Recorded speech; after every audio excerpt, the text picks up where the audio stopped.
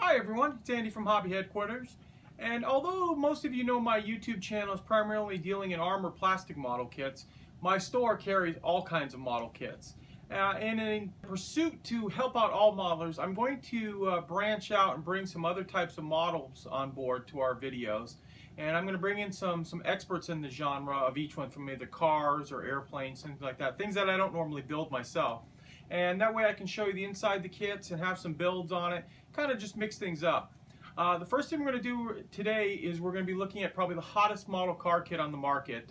I just got these in this morning and I've been just burning through cases of them. So while I still have a few in stock, I'm going to show you, and I'm going to bring in an expert on this one to talk about the kit, show you the model, and then in a second video that'll be out in a few weeks, or maybe even a week, we'll have actually builds up of some of the different kit parts. So the kit we're going to look at today is from Revell. It's the '83 Hurst Oldsmobile. So let's take a look inside.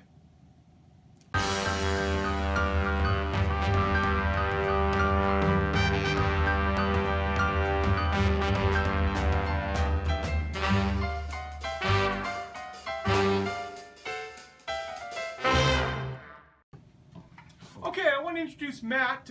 He is our resident expert in cars. He's been building model car kits for over 30 years. He was an ASC certified mechanic and knows these cars inside and out. I want to say hello to Matt. How you doing, Andy? So let's take a look inside.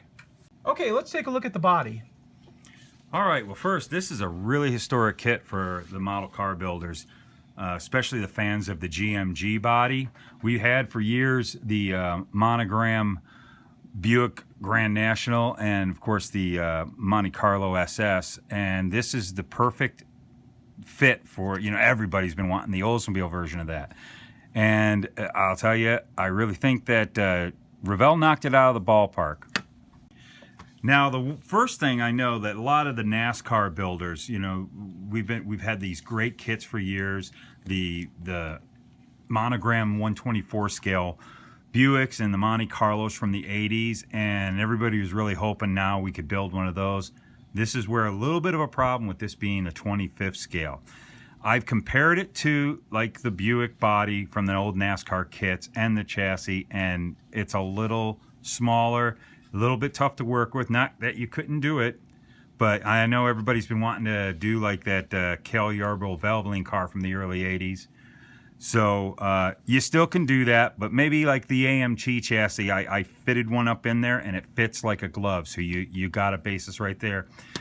The unfortunate thing with them choosing to do 25th scale, along with the NASCARs and also the street cars like the monogram Buick Grand National and the Monte Carlo Super Sport, is because of being 24th, and then you want to have this with your built-ups of those. This is going to be a little bit smaller, being 25th scale.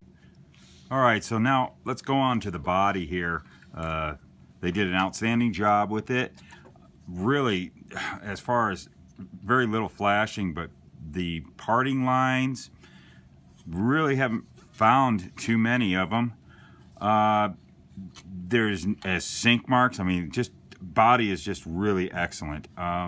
A little bit of an issue if you feel across the roof, and I've talked to a couple friends of mine that have already gotten this kit and they felt it too, is there's a little bit of a ridge right here, a little blocking. You can get that real smoothed out because you don't know how that, after you paint it, especially if you're going to paint it the way it is on the box art, black, it's not, it might show up pretty bad there. Onto like back here, there's a little bit because there is some injection pin marks here that kind of make it a little wavy here. That is really about it. You don't have a lot of worries about trying to get rid of injection pin marks or any parting lines. They really did a good job hiding those in all the lines of the car, so you know you won't have that worry about ghosting. Okay, right before we go on to the nose fitment on the body, you got to take note that right here, this piece on the nose actually belongs to it, and the instructions, you don't see this, so you may cut this off thinking it's a part of the sprue, where you actually need to get it right below there, because this is a part of the front spoiler. Okay, the fitting of the nose, it goes on pretty easy and lines up with the body very well. Same with the the rear bumper with the license plate pops behind there. Real good fitting, nice, lines up with the body, really nice.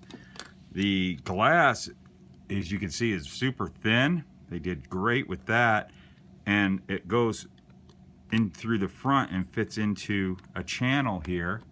But one thing I do notice is you might have to do some filing around the glass real carefully, because it doesn't quite fit right. And the back, same with the back.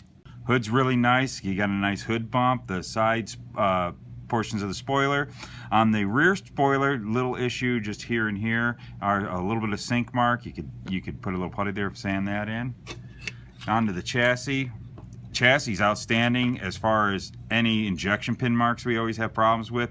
Don't have any. You just have one little issue. It's really easy to sand out, easy to get to. Right there, the copyright. Rest of the chassis looks outstanding. Parting lines are very minimal. His rear end, same with that. Everything looks really good. Move on. This is something very neat. On the chrome tree, they went ahead and put the red pinstripe on the wheels. What I would suggest is take some dull coat, shoot that, and it'll look just like the factory. And what's really cool is they cast in the lightning rods that those cars were really known for, the Hurst lightning rods.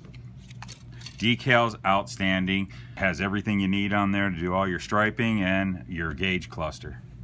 Wheels, tires, tires are kind of like what we've been seeing from Revell, a little small, but they are very nice cast, and of course details very well done.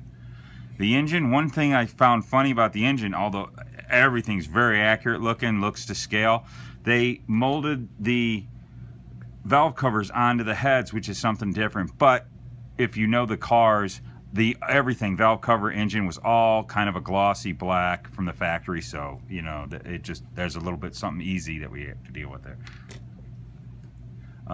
Rest of the engine, separate transmission pan.